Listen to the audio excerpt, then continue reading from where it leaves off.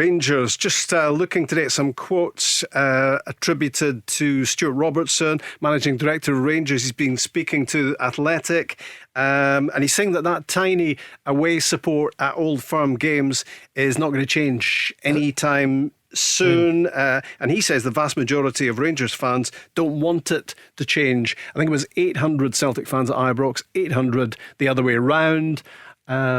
Rather than 7,000 or 8,000 as it's been. What do you think, Craig, about that? Yeah, look, I know he said that it was, the thought of the majority, although there were certain other people that had different opinions.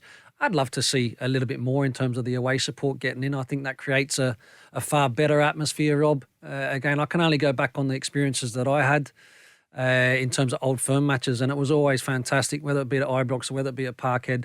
You want to play in front of, obviously, your own supporters and as many of them as you possibly can, but when you're away from home, you know that it's going to be at a minimum, but I'd like to see more than 800. Let's speak to Kev from a Celtic State of Mind podcast. Hi, Kev. Hi, Rob. How are you? Yeah, very well, thanks. What? Just straight to that. What do you think about that? The tiny away support at Rangers Celtic games these days? Yeah, I think it kind of devalues the game a little bit. I heard Craig's comments there, and I fully agree with them. I think we should have certainly a couple of thousand away fans from each side at Celtic Park or Ibrox. It makes the game. The fans at that game kind of make it. Yep. They bring the atmosphere. So yeah, I kind of feel like it kind of devalues it, and I must say, probably from a player's point of view, as Craig said, it does take away a little bit of the experience of playing there and trying to do the best for your travel and support in that game.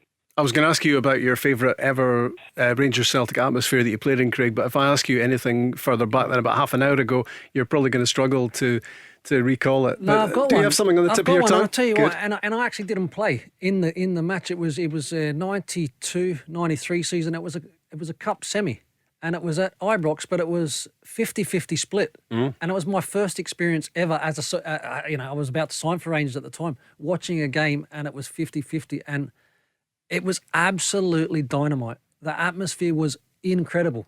It's like nothing I've ever seen before. Do you remember that game, Rob?